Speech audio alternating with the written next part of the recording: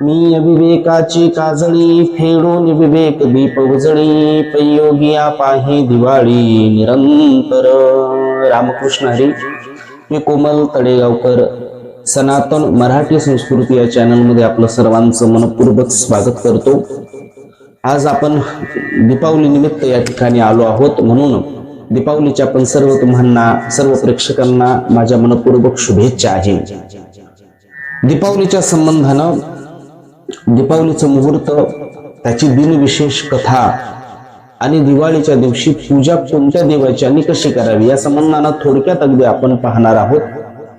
तर सज्जना हो, आजच्या दिवशी ब्रह्ममुहूर्तावर उठून सर्वांनी अभ्यंग स्नान करून नवीन वस्त्र परिधान करावे।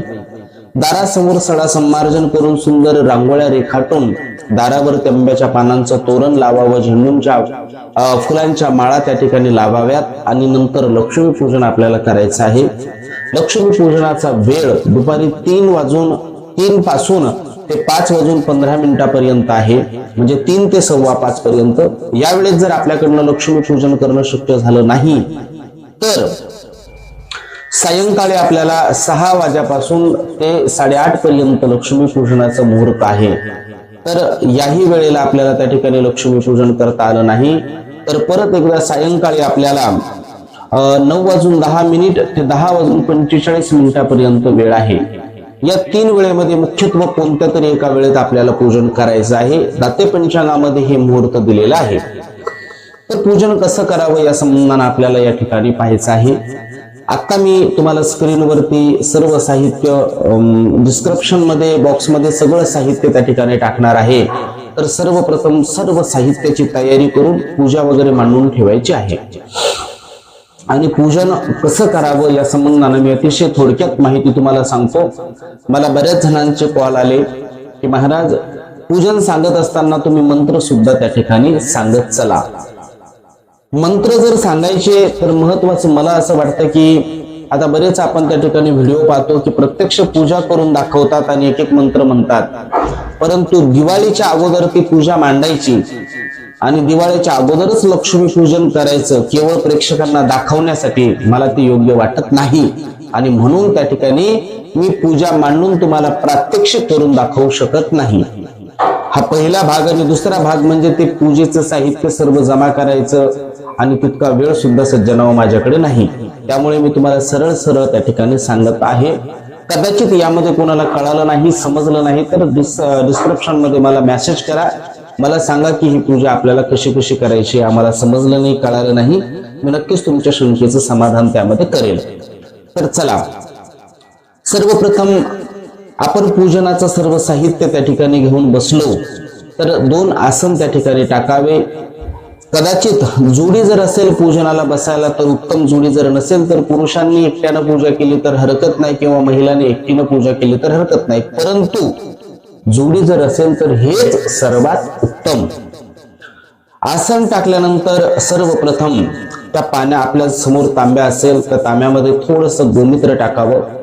गोमित्र टाकल्यानंतर पाणी घेऊन ते पाणी आपल्या डोळ्यांना त्या दोन्ही दाम्पत्याने लावावं आणि त्यावेळेला पाणी आपल्या डोळ्यांना लावल्यानंतर ओम अपवित्रो पवित्रो वा सर्वावस्थांगतो पिबा यस्मरेत पुंडरीकाक्ष सभायभ्यंतर शुचिहि सर्वं शुचिहि हा मंत्र आहे। त्यानंतर हातामध्ये पुरुषांनी किंवा महिलांनी पाणी घेऊन 3 वेळेला पाणी प्यावं। त्यावेळेला मंत्र आहे ओम केशवाय नमः स्वाहा, ओम नारायणाय नमः स्वाहा, ओम माधवाय नमः स्वाहा। 3 वेळेला भगवान विष्णूंच्या नावाचा उच्चार करायचा आणि 3 वेळेला पाणी प्यायचं। यानंतर 4थ्या वेळेला हातामध्ये पाणी घेऊन ओम गोविंदाय नमः असं पाणी घेऊन ताटामध्ये तामणामध्ये सोडावं। हात नॅपकिन वगैरे एखाद्या ब्लाउज पीसनं पुसून घ्यायचं आहे आणि भगवान विष्णूंचं मनोमन स्मरण करायचं आहे। यानंतर कपाळी तिलककरण करायचा। महिला मंडळींनी हळदी कुंकू लावून आता आपल्याला पूजनाला सुरुवात करायची। अर्थातच आपण चौरंगावरती गणपती, लक्ष्मी माता, कुबेर आणि भगवान श्री विष्णू असेल तर ठीक, किंवा आपण गोपालकृष्णाची मूर्ती ठेवूयात। गोपालकृष्णाला आपण ठेवलेला आहे, त्यांचा हात जोडून भगवान श्री गणपतीचं वंदन करूयात। आपण सर्व मंत्र इथे घेणार नाही, कारण मी मंत्र सांगितल्यावरती तुम्हाला उच्चारणही करणं शक्य होणार नाही. म्हणून श्री गणेशाय नमः असं म्हणून गणपतीचं स्मरण करायचं आहे. श्री विष्णवे नमः गोपालकृष्णाला वंदन करायचं आहे. श्री कुबेरनाथाय नमः, ओम महालक्ष्मी नमः असं समोर असलेल्या देवी देवतांना आपल्याला नमस्कार करायचा आहे.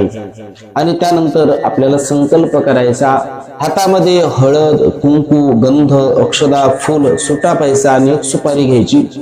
त्यामध्ये पाणी घ्यायचं, फूल घ्यायचा आणि त्याचा आपल्याला संकल्प करायचा. तिथिर विष्णुस्तथा वारो नक्षत्रम विष्णुरेवच योगश्च करणम विष्णू सर्वन विष्णुमय जगत एवं ग्रहगुण विशेषण विशिष्टायाम शुभ पुण्यतिथो हो. एवढं तुम्हाला म्हणणं शक्य झालं तर ठीक आहे, किंवा बसल्यावरती हातात हळदी कुंकू गंध अक्षदा फूल घेतलं.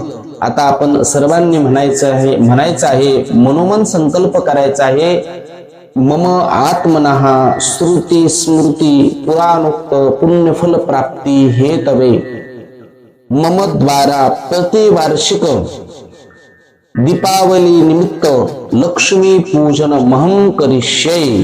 बस एवढा आपल्याला संकल्प करायचा आहे. संकल्प झाल्यानंतर परत हात जोडून गणेशाला गणपती बाप्पांना वंदन करायचं आहे.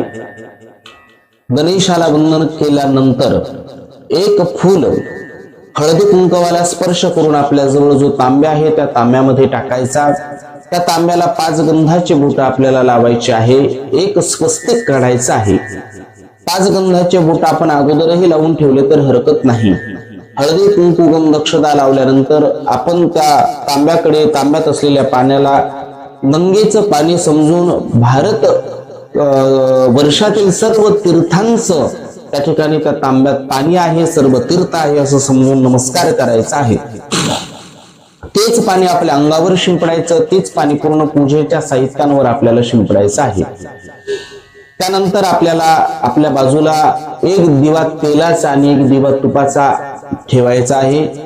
ते दोनही दिवे प्रज्वलित केलेले आहे. आता त्या दिव्यांना हळद कुंकू अक्षदा फुल अर्पण करायचं आणि हात जोडून प्रार्थना करायची. दिव्याचा मंत्र सर्वांना पाठच आहे, तर दिव्याचा मंत्र म्हणायचा. शुभम करोति कल्याणम आरोग्यम धन संपदा शत्रुबुद्धी विनाशाय दीपक ज्योतिर्नमोस्तुते.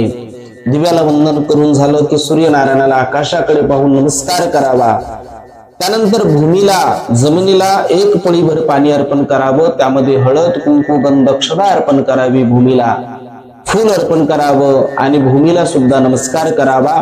आपल्याला जर शक्य असेल तर समुद्र वसने देवी पर्वतस्थन मंडले विष्णुपत्नी नमस्तुभ्यम पादस्पर्श क्षमस्व मे हा मंत्र म्हणा, किंवा भूमे नमः वसुंधराय नमः नमस्कारं करोमि असा नमस्कार करायचा आहे. दक्षिण दिशेला हात जोडायचा. दक्षिणे भैरवाय नमः नमस्कारं करोमि. उत्तर दिशेला नमस्कार करायचा. उत्तरे बल भीमाय नमः नमस्कारं करोमि असा मंत्र म्हणायचा आहे. त्यानंतर पळीभर पाणी आपल्याला पात्रात सोडून द्यायचं. आता आपल्याला पूजन करायचं आहे कलेशाचं. आपण चौरंगावरती एका बाजूला थोडीशी धान्याची रास ठेवायची आहे आणि धान्याची रास ठेवल्यानंतर त्यावरती आपल्याला तांब्या ठेवायचा आहे. त्या तांब्यामध्ये पाणी आपण भरून घेतलेलं आहे. त्या तांब्यामध्ये हळद कुंकू गंध अक्षदा फूल सुटा पैसा नाणं आपल्याला टाकायचं आहे. त्यानंतर त्यामध्ये आपल्याला विड्याचे पानं, आंब्याचे पानं, पंचपल्लव, दुर्वा जे असेल ते अर्पण करायचं आहे. बेल असेल तर बेलही अर्पण करायचं आहे. कलशाच्या गळ्याला आपल्याला एक धागा, मौली वस्त्र आपल्याला बांधायचं आहे आणि त्यानंतर श्रीफळ आपल्याला त्यावरती ठेवायचं आहे. श्रीफळ ठेवत असताना त्याचा शेंडा जो आहे तर शेंडामध्ये करायचा आणि देठ जिकडून नारळ तुटलेला असतो तो देठाचा भाग वरती करायचा आहे. आता आपल्याला त्या कलेशाला पण वरती श्रीफळाला नारळाला हळद कुंकू फूल गंध अक्षदा अर्पण करून आपल्याला त्या नारळाला अगरबत्ती ओवाळायची, धूप दीप दाखवून समोर विड्याचं 2 पानं ठेवावे, जोड पान ठेवावं. त्या पानावरती काहीतरी आपण प्रसाद ठेवायचा आहे. उदाहरणार्थ साखर ठेवूयात आपण, त्याला पाणी ओवाळून कलेशाला आपल्याला नमस्कार करायचा आहे. आता आपलं मुख्य पूजन येतं. आता आपल्याला ताटामध्ये सर्वप्रथम गणपतीची मूर्ती घ्यायची, त्यानंतर लक्ष्मी मातेची मूर्ती घ्यायची आणि कुबेर देवताची मूर्ती घ्यायची, गोपालकृष्णाची मूर्ती घ्यायची. आता आपल्याला जर गणपती प्रत्येकाच्या घरात आहेच यात शंका नाही, गणपतीची मूर्ती प्रत्यक्ष घ्या, गणपतीची मूर्ती नंतर लक्ष्मी मातेची मूर्ती घ्या, लक्ष्मी मातेची मूर्ती नसेल तर एक सुटं नाणं असेल तर ते नाणं घ्या, किंवा चांदीचा शिक्का असेल तर तो घेतला तरी चालेल. त्यानंतर कुबेराची मूर्ती आपल्याला त्यामध्ये ठेवायची, पण कुबेराची मूर्ती प्रत्येकाच्या घरी असेलच असं नाही, म्हणून आपण कुबेराच्या ऐवजी एक सुपारी ठेवू. त्यानंतर गोपालकृष्णाची मूर्ती, ज्याला आपण बाळकृष्ण म्हणतो, रंगनाथ म्हणतो, ती मूर्ती आपल्याला ताटामध्ये ठेवायची आहे. आणि आता आपल्याला या सर्व देवी देवतांचं पंचोपचार किंवा षोडशोपचार पूजन करायचं आहे. गणपतीपासून सुरुवात करायची. गणपती, त्यानंतर लक्ष्मी माता, गोपालकृष्ण आणि कुबेरनाथ या सर्वांना आपल्याला 2 वेळेला पाणी अर्पण करायचं आहे. त्यानंतर चमच्यामध्ये पाणी घेऊन त्यामध्ये हळद कुंकू अर्पण करायचं आहे. ते हळदी कुंकवाचं पाणी आपल्याला अर्पण करायचं आहे. येथे मंत्र म्हणायचा आहे, श्री गणेशाय नमः, महालक्ष्मी नमः, गोपालकृष्णाय नमः, कुबेरनाथाय नमः, पाद्यस्नानं समर्पयामी, अर्घ्यस्नानं समर्पयामी. त्यानंतर पंचामृत आपल्या जवळ आहे, सर्व देवतांना पंचामृत अर्पण करायचं आहे. एकत्रित पंचामृत स्नानं समर्पयामी. परत सर्व देवांना पाणी अर्पण करायचं. पंचामृत स्नानांते सह शुद्धोदक स्नानं समर्पयामी. चांगलं पाणी अर्पण करायचं आहे. सर्व देवतांना चांगलं पाणी अर्पण केलं तर ज्यांना गणपती अथर्व शीर्ष येत असेल त्यांनी गणपती बाप्पांना अभिषेक करावा. त्यानंतर ज्यांना श्रीसूक्त येत असेल त्यांनी महालक्ष्मी मातेला अभिषेक करत असताना लक्ष्मी मातेचं श्रीसूक्त म्हणून लक्ष्मी मातेला अभिषेक करावा. पुरुष सूक्त येत असेल तर पुरुष सूक्त म्हणून आणि भगवान श्री गोपालकृष्णाला, कुबेरनाथाला त्यावेळेला अभिषेक करावा. यापैकी आपल्याला कुठलेही मंत्र आले नाही तर ओम गणेशाय नमः, ओम गणेशाय नमः असं म्हणून गणपती बाप्पाला स्वच्छ धुवून चौरंगावरती विड्याच्या पानावर 2 पानं एकत्र करून अक्षदा अर्पण करून गणपती बाप्पाला ठेवायचं आहे. त्यानंतर ओम महालक्ष्मी नमः, ओम महालक्ष्मी नमः असं म्हणत लक्ष्मी मातेला स्वच्छ धुवून विड्याच्या पानावर चौरंगावर आपल्याला अक्षदा टाकून त्या धान्यावर ठेवायचं आहे. त्यानंतर गोपालकृष्णाला ओम नमो भगवते वासुदेवाय, ओम नमो भगवते वासुदेवाय हा मंत्र जप करत करत गोपालकृष्णाला सुद्धा विड्याच्या पानावर अक्षदेवरती ठेवायचं. त्यानंतर कुबेरनाथाचा सुद्धा ओम कुबेरनाथाय नमः, ओम कुबेरनाथाय नमः असा मंत्र म्हणत कुबेरनाथाला सुद्धा वरती ठेवायचा आहे. गणपती बाप्पा आणि सर्व देवांना आता अक्षदा अर्पण करायची. आपल्याकडे जर वस्त्र असतील तर वस्त्र अर्पण करा, कापसाचे वस्त्र अर्पण करा. गणपतीसह सर्व देवतांना हळद कुंकू गंध अक्षदा चंदन फूल बेल त्यानंतर दुर्वा हे सर्व अर्पण करायचं. अगरबत्ती ओवाळावी, धूप ओवाळा. आपल्याजवळ तुपाची निरंजन आहे ती निरंजन देवावरती ओवाळावी आणि त्या देवतांच्या समोर विड्याचे पानं ठेवून त्यावरती आपल्याला फळ ठेवायचे आहे. त्या फळाला पाणी ओवाळून नैवेद्यम समर्पयामी असा मंत्र म्हणावा. सर्व देवतांना नमस्कार करावा. श्री गणेशाय नमः, महालक्ष्मी नमः, कुबेरनाथाय नमः, गोपालकृष्ण देवताभ्यो नमः असं सर्वांना नमस्कार आपल्याला करायचा आहे. सर्वांचा नमस्कार झाल्यानंतर आपण त्या ठिकाणी लक्ष्मी मातेचा, कुबेरनाथाचा या देवतांच्या पाठीमागे फोटो आपल्याला ठेवायचा आहे. लक्ष्मी मातेचा फोटो आपण ठेवल्यानंतर त्या लक्ष्मी मातेच्या फोटोला आपल्याला गंध लावून पुष्पमाळा अर्पण करायची, कापसाचं वस्त्र अर्पण करायचं. कदाचित कोणी मातीची लक्ष्मी माता जर आणलेली असेल तर तिथे लक्ष्मी माता मातीच्या लक्ष्मी मातेला सुद्धा हळद कुंकू गंध अक्षदा फूल फुलाची माळ त्यानंतर आपण कापसाचं वस्त्र सुद्धा अर्पण करू शकतो. तिथे पण धूप दीप नैवेद्य आणि अगरबत्ती ओवाळून घ्यायची, नमस्कार करायचा आहे. आता आपण समोर आपल्या जवळ जर कदाचित घरामध्ये आपल्या दागिने असतील तर ते दागिने आपल्याला ठेवायचे आहे. सोन्याचे शिक्के चांदीचे शिक्के असतील ते पण ठेवायचे आहे. प्रत्यक्ष लक्ष्मी आपल्याला ठेवायची आहे. म्हणजे सुटे पैसे असतील किंवा काही पैशांच्या नोटा असतील कोरे आणलेल्या आपण त्या नोटा आपल्याला त्यामध्ये ठेवायच्या आहेत. त्यानंतर प्रतिवर्षी सुटे नाणे आपण लक्ष्मी पूजनासाठी ठेवत असतो. याची अशी परंपरा आहे की आपल्या वडिलांनी जर त्यामध्ये जर 20 रुपये उदाहरणार्थ म्हणून ठेवलेले असतील तर दरवर्षी त्या पैशामध्ये एक नाणं टाकायचं, आपण त्यामध्ये वाढ करायची, सुटे पैसे एक एक एक एक एक एक वाढवत जायचे. तर ते पैसे जे वडिलोपार्जित लक्ष्मी पूजनाला आपण घेतो ते सुद्धा एखाद्या चांदीच्या वाटीत किंवा एखाद्या स्टीलच्या वाटीमध्ये आपल्याला, तांब्याच्या वाटीत आपल्याला संध्यापात्रात ठेवायचे आहे. त्यांचं सुद्धा आपल्याला पूजन करायचं आहे. त्याला सुद्धा हळद कुंकू गंध अक्षता फुल व्हायची. त्यानंतर सोन्याला सुद्धा, चांदीला सुद्धा आणि पैशांच्या ज्या नोटा आपण ठेवलेल्या असतील त्या नोटांना सुद्धा ठेवायचं आहे. असं यांचं पूजन झालं की धूप दीप नैवेद्य आरती नैवेद्य त्या दाखवल्यानंतर त्यांना पण अगरबत्ती आपल्याला ओवाळायची आहे. त्यानंतर आपल्याला कलेशाच्या समोर, या देवांच्या समोर आपले फळं ठेवले त्याच्याही समोर काही जागा उरलेली असेल त्यावरती आपल्याला 5 वेगवेगळे बोळके मांडायचे आहे. आपल्याला एका बोळक्यामध्ये बत्ताशे ठेवायचे, एका बोळक्यामध्ये आपल्याला लाह्या ठेवायच्या, त्यानंतर काही बोळक्यामध्ये आपल्याला सुटे पैसे ठेवायचे आहे, त्यानंतर एका बोळक्यामध्ये आपण काही अजून नैवेद्य वगैरे ठेवू शकतो, नैवेद्य ठेवायचा आहे. त्यानंतर या पूजनाला सगळ्यात महत्वाचा अनारशाचा नैवेद्य महत्वाचा असतो. आता काही ठिकाणी पूर्णावरणाचा पूर्ण नैवेद्य दाखवला जातो, तर काही ठिकाणी पेढा आणि अनारसे, पण अनारशाचा नैवेद्य अतिशय महत्वाचा आहे म्हणून अनारसे अशा प्रकारे ठेवायचे आहे. तर या सर्व आपण तिथे बोळक्यावरती ठेवलं की त्याला सुद्धा आपल्याला पाणी ओवाळायचं आहे सर्व नैवेद्याला, आणि नैवेद्याला पाणी ओवाळून नमस्कार करायचा आहे. आता आपलं हे पूजन या ठिकाणी लक्ष्मी पूजन आपण आता बघितलं. आता आपल्याला मुख्य जे पूजन आहे त्याला आपण लक्ष्मी पूजनामध्ये झाडू केरसुणी जी आहे त्याला अतिशय महत्व आहे सज्जनाहो.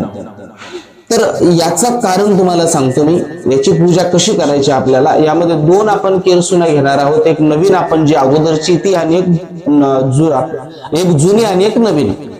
तर जी जुनी आहे तर या जुन्या केरसुणीचं काय करायचं, आपण जिथे देवघराजवळ पूजा मांडली तिथे ती टेकवायची आणि सरळ अशा प्रकारे आपल्या घरापासून तिथून आपल्या पुढच्या पूर्ण रूमच्या समोर आपण आपल्या दारापर्यंत, मुख्य दरवाजापर्यंत घेऊन जायची आहे. अशी लोटत लोटत लोटत लोटत दाराच्या समोर आपण गेलो की तिथे एक तिचा भाग, एक तुकडा तोडायचा आणि ती तिथे बाजूला पूजन करून एका बाजूला टाकायची. म्हणजे अलक्ष्मीचं विसर्जन आपल्याला करायचं आहे. आणि नवीन आणलेली जी केरसुणी आहे आता आपल्याला तिचं पूजन करायचं आहे.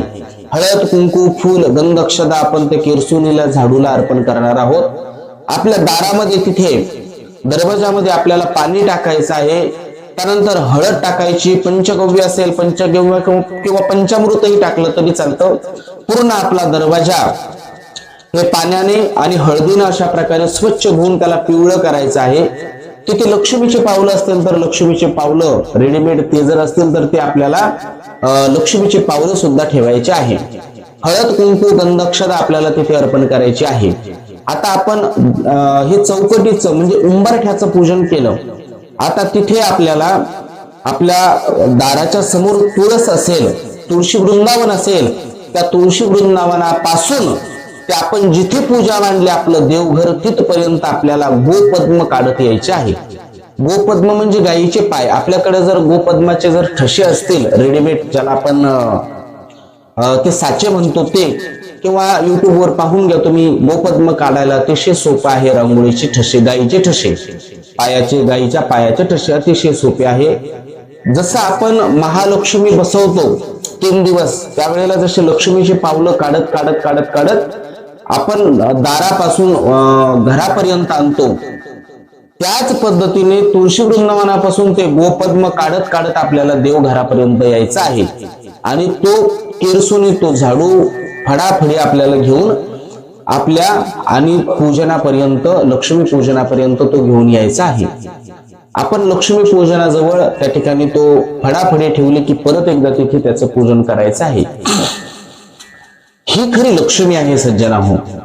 आपल्या याच्या धर्मामध्ये 8 वेगवेगळ्या लक्ष्म्या सांगितलेल्या आहेत. त्यापैकी ही एक अतिशय महत्वाची फडाफडी लक्ष्मी आहे.